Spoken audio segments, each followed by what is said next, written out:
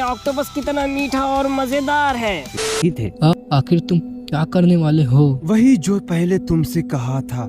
Solo levelling Ragnarok chapter 36 dub explain with Animax. इस नए chapter की शुरुआत होती है माइनिंग टीम से। ये माइनर्स कहते हैं, पता नहीं ये खुदाई कब खत्म होगी, आखिर इस डंजन में कितने एसेंस स्टोन है, पता नहीं ये गिल्ड इन एसेंस स्टोन्स को कैसे मैनेज करती होगी। और मैंने सुना था यहाँ पर हमारे साथ एक ई रैंक हंटर भी आया हुआ है। वैसे मुझे यकीन नहीं हो रहा कि उन्होंने एक ई रैंक हंटर को बी रैंक गेट में भेज दिया। उफ हो, मैं तो कहता हूँ उस पे ज्यादा सख्ती मत दिखाना, क्योंकि किसी नौजवान को हार्डवर्क करता देख बहुत अच्छा लगता है। और मुझे बताओ, क्या वो तुम ही थे जिसने उस नौसिखियों का काम दिया, वो भी डंजन के एंट्रेंस पे खड़े रहने का, जो बहुत सुरक्षित है। लेकिन आपने तो हमेशा मुझे ही लाइन में आगे खड़ा किया है। और वैसे भी उसका हैंड कार्ड नॉर्मल से 4 गुना ज्यादा सामान ले जाने में सक्षम है। हमारा काम भी खत्म हो चुका है, तो चलो उसकी मदद करते हैं। ठीक है। सुहो जिस माइनिंग टीम के साथ आया था उनका तो काम पूरा हो चुका है, लेकिन हम देख सकते हैं कि सुहो अभी भी फैक्ट्री में ही है। यंग मोनार्क, इसकी मैजिक पावर तो। हाँ, अब मैं भी ये महसूस कर सकता हूँ, क्योंकि मेरे भी सेंसेस बढ़ चुके हैं। ये डीमन अब ए रैंक हंटर जितना स्ट्रॉन्ग हो चुका है। इसकी ताकत रैंडोल्फ जितनी है, जो हमें पिरामिड फील्ड में मिला था। अब सुहो मन में कहता है, मुझे लगा हंटर एसोसिएशन के पास ग्रैम रिपर गिल्ड को पाजो फील्ड में भेज के इस डंजन को क्लियर करने देने के लिए कोई ना कोई तो रीजन होगा, और इसलिए मैं भी माइनिंग टीम के जरिए इस डंजन में आ गया। पर ये सब देख के लगता है कि हंटर एसोसिएशन को भी शक हो गया कि यहाँ क्या हो रहा है, और इसलिए शायद लीमिन संग में उनका इंटरेस्ट कुछ ज्यादा ही बढ़ गया है। लेकिन इन लोगों से इटारिम की जानकारी निकालना बहुत मुश्किल होगा। ओए डीमन, वो अपोस्टल कहाँ है? ये डीमन मन में कहता है, बिल्कुल वैसे ही जैसे अपोस्टल ने इस ब्लैक मास्क वाले से मिलने में दिलचस्पी दिखाई, और ये भी उनसे मिलना चाहता है। तुम उनसे जल्द ही मिलोगे। इतना कहकर ये डीमन सुहो का पैर पकड़ लेता है। लेकिन पहले मैं तुम्हें कुचलूंगा, फिर तुम कोमा में चले जाओगे, उसके बाद तुम्हें उन्हें सौंपूंगा। अब जब तुम्हें मेरे टेंटिकल्स ने जकड़ लिया है, तो तुम मेरी जबरदस्त ताकत से बच नहीं सकते।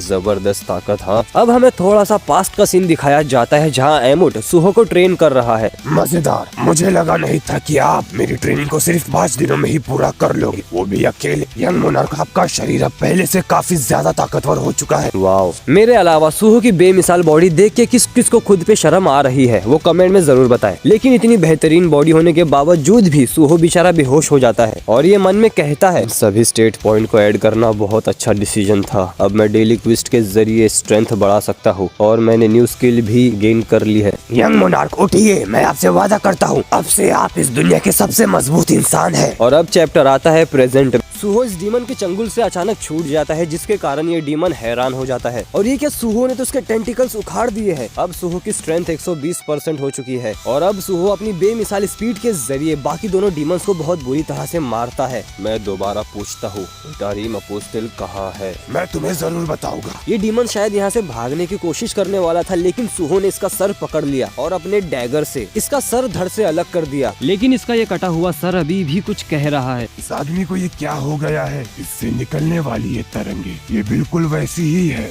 बेरू। Yes my lord. कितने दुख की बात है ओ अपोस्टल, कि मैं आपके द्वारा बनने वाली पेंटिंग को नहीं देख पाऊंगा। पर आपका शुक्रिया, क्योंकि आपकी वजह से हम लेडी हाउस को तबाह कर पाए। आप हमारे देवता हैं। और अब इसे बेरू खा जाता है। वही हमें दूसरी तरफ एसिल दिखाई जाती है। ये क्या हो रहा है? पता नहीं क्यों, लेकिन मेरी बॉडी बहुत हल्की महसूस हो रही है। एसिल को उसकी बॉडी बहुत हल्की महसूस हो रही है, तो इसका मतलब हो सकता है जितने भी डीमंस ने उसके परिवार को मारा है, अगर उन सबको खत्म कर दिया जाए तो हो सकता है एसिल की सारी खोई हुई ताकत तुरंत वापस आ जाएगी। तो हम मेन चैप्टर में देखते हैं कि बेरू डीमन को खाने से बहुत ज्यादा खुश है। ये ऑक्टोपस कितना मीठा और मजेदार है। बेरू, क्या तुम्हें इटारिम अपोस्टल के बारे में कुछ पता चला या नहीं? अच्छा, उसके बारे में? असल में ये डीमन इनके बारे में बहुत अच्छा सोचता था। ये मानता था कि इटारिम अपोस्टल एक चमकती हुई रोशनी है। हालांकि मैं उनके बारे में ज्यादा कुछ पता नहीं लगा पाया, क्योंकि इसकी यादों में सिर्फ इतना ही है। एक और डेड एंड। क्या मेरे पास लीमिन संग से जानकारी निकालने के अलावा और कोई दूसरा रास्ता नहीं है, जो पूरी स्टारडस्ट फैक्ट्री का ओनर है? लेकिन मुझे सबसे पहले यहाँ के लोगों को निकालना होगा। और अब चैप्टर शिफ्ट होता है पार्क डॉजिन पे। ये क्या, उस डीमन की प्रेजेंस खत्म हो चुकी है। ये हंटर एसोसिएशन का काम तो नहीं हो सकता। तो गाइस, ये है पाजो फील्ड के मॉन्स्टर बॉस का रूम। मीहो मन में कहती है, यहाँ तक आते आते मुझे कुछ भी नहीं मिला, तो क्या ऐसा हो सकता है कि इस जगह पर स्टारडस्ट फैक्ट्री नहीं है? अब लीमिन संग मन में कहता है, देखो तो इसे कितनी हैरानी हो रही है, और हो भी क्यों ना, इतनी दूर आने के बाद कुछ न मिले तो यही होगा। अब लीमिन संग पार्क डॉजिन से कहता है, ओए, हमें हंटर्स के ब्रेन वॉश वॉश करने का आइडिया बंद करना चाहिए। हमारे लिए यही सही होगा, क्योंकि सब कुछ बिना किसी प्रॉब्लम के हो रहा है। ये मेरे लिए ठीक नहीं होगा। मीहो मन में कह रही है, लगता है वो चीज जमीन के नीचे है। अगर ऐसा है तो इसमें कोई मदद नहीं की जा सकती है। मुझे बस इन मॉन्स्टर्स को खत्म करके दोबारा जांच करनी होगी। तो चलो अंदर चलते हैं। सब के अंदर जाते ही ली मिन संग बहुत डर जाता है, क्योंकि पार्क डॉजिन के इरादे कुछ ठीक नहीं थे।